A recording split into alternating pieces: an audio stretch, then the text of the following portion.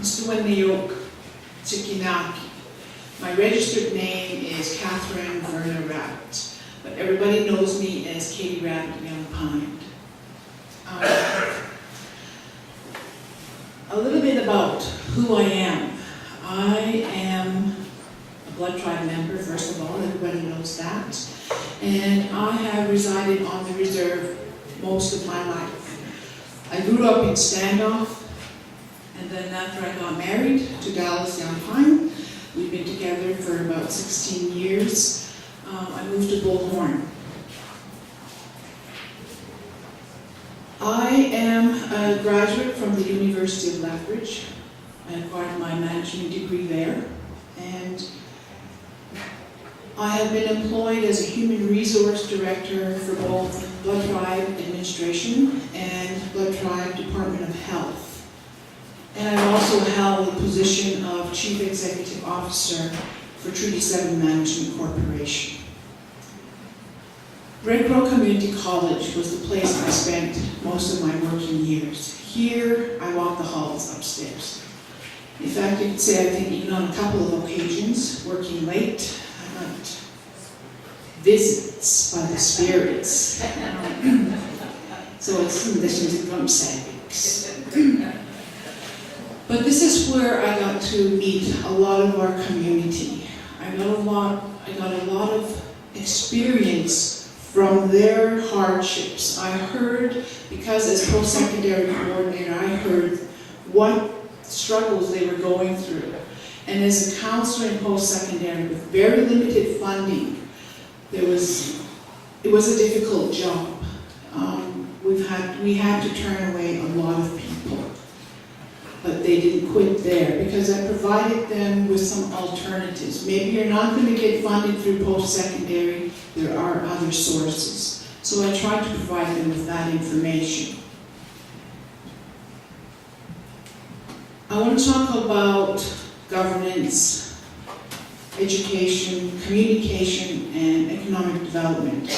Those are the 4 key areas I'm kind of focusing on right now.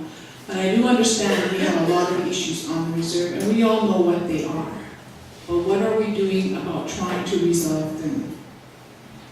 It's my motto that no matter how well you're doing, there's always room for improvement. And in governance, for example, a lot of our community maybe are lacking the knowledge to make those choices that will make their lives better on the reserve. I want to assist in that by providing you with that information. I've shared some of these ideas and I've heard them throughout the campaign trail, and I'm glad that others are seeing that as possibilities. I believe with my persistence that I could make some of them happen. I am a team player, and if I had to, I'm ready and willing to take the lead. But most importantly, I'm prepared to work with whomever you select as your council persons. Communication to the individuals in the community. We've got a radio station on the Blood Reserve. We can utilize that. What I would really like to see happen immediately, when chief and council are elected, they go through an orientation period. They start to invite all the different departments, the entities, to come into council and share their information, share their programs, share their budgets. I believe we can bring that radio station into the council chambers, and all of you can hear the information at the same time chief and council is hearing it. More knowledge to you, again, like I said, provides you more success, more opportunities that you become aware of. This will also take care of accountability and transparency. You will know what programs are available. You will know what counselors are saying. You will know more about deadlines. You'll know more about the FNDF, for example. You will know the decisions of chief and council as far as where the budget is being allocated. Is it in post-secondary? Is it in health? You need to be aware of that information. Education is the biggest tool that we can give to our community members. And it starts from the time the child is born. It's a community responsibility. Don't leave that up to chief and council. They can only do so much. Responsibility comes from you, the parent, right from childbirth to kindergarten, to elementary school, high school, post-secondary in the college level, or university and beyond. It's a lifelong experience. Every day you're learning. It's kind of sad to realize that some of our children are not attending school. And we have programs on the reserve that's not necessarily going to cost us big bucks, a lot of dollars to utilize those services. And I think that we need to go back to the student. We have schools on the reserve. We have programs through social development, Another Way youth program. Utilize those individuals to go back into our schools and talk to the students. Ask them why they're not going to school. It could be you'll find out it's because the buses are not traveling. Our roads are horrible. It could be because I didn't have lunch money. Or it could be because school is boring. We need to hear from the students so that we can make those changes ourselves. Let's hear it from them. Economic development. That's another area where we need to focus, because in doing so, we provide many more opportunities for our people on the reserve. And again, that's your responsibility to take those opportunities. We can provide them for you. Someone mentioned housing, and I believe that the building systems, as we know, the big orange building kind of industries, they've begun operation. They built a fourplex in Standoff. I think that we can do the same. We can build 4 of those, 5 of those, 10 of those in the northern community.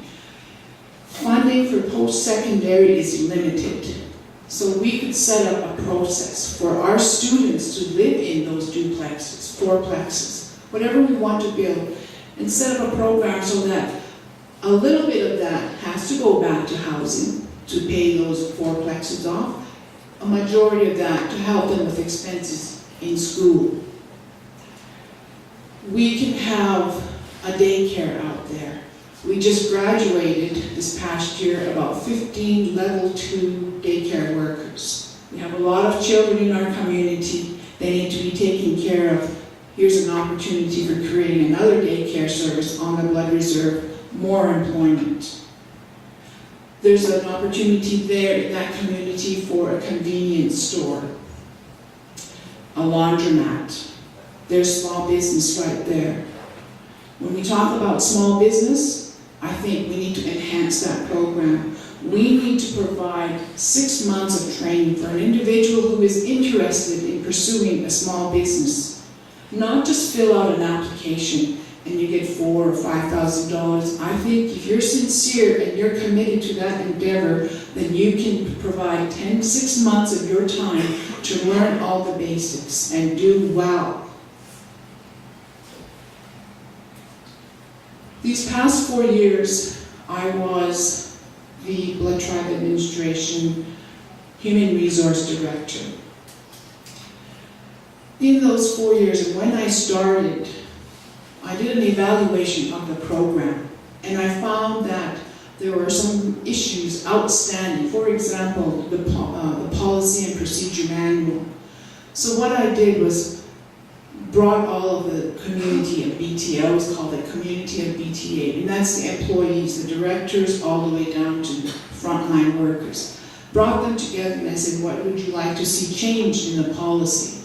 We had some good discussions, and as a result of that, the common theme from each of the departments were, we want a fair and unbiased process for dealing with issues employment-wise. So, having several meetings with with all of the employees, came up with the idea of the appeal tribunal. I established that change in BTA. So now we have an appeal tribunal moving forward. We've got members from the elderly, we've got employee reps, and we have members from the Kainai Chieftainship. It doesn't mean the employee forgets about their responsibility about working together with their co-workers. A lot of that process means that you try to resolve the matter first before it reaches the appeal tribunal membership. I did that at an administrative level. I listened, I heard, and I knew that this was a good project. I rolled up my sleeves and I moved forward with it. We brought in an individual from Ottawa to provide us with a human rights update. And when she learned that Blood Tribe was the first one to have an appeal tribunal, she got really excited. She said, here is another example of the Blood Tribe taking the lead. No one else all across Canada has done that. They have tried, they've got bits and pieces, but you have the whole package. So I'm really proud of that fact. I am a mother, a grandmother, an auntie, and a sister. And I used to be a single parent. I struggled as a single parent. I made some mistakes in my life, but I made an effort to resolve them, and I feel I've done well in doing that. I started out as a life skills student, and then I moved on. And as a result of all of that hard work, commitment, I achieved my management degree. That's who I am. I'm a caring person. You have to be when you hold those different positions as a woman. I'm a hard worker. Again, you have to be that. To be a woman on the Blood Reserve and holding those positions, you have to be hardworking. You have to be committed to the success of not only your family, but yourself. You have to provide that example. I believe I've done that. If you think that I can make a difference in your lives, and I believe I can, I would hope that you would consider me when you go to the polls and you vote for Catherine Verna Rabbit. Thank you. Okay, how are you going to help us improve our college? Example, renovations. We have a shortage of instructors. We need a good support system. More programs. Most of us like to stay on reserve to continue our education, but there isn't many courses to choose from. Good question. Natural resources. We are rich on the Blood Reserve with natural resources, and I believe that we can use some of those resources to inject it back into our community, into our post-secondary program, to support more students to get an education. We can utilize some of those monies as well to inject it into Red Crow College and make some improvements here. The renovations you're talking about, I understand there's also a committee to try to gain dollars for a new college. I would really support that. When I was working here at Red Crow College, I think that is the first time I became aware of the fact that a lot of the students did not want to be here because of the residential school experience. I had an office on the second floor. A lot of them would not come in and make application for post-secondary education. I began to ask why, and that was the room that a lot of the students were sent to for disciplinary measures. So I moved my office to the back here on the second floor. More and more of the students came and they looked around in awe. And so this is where the priest lived. So this is what it looks like.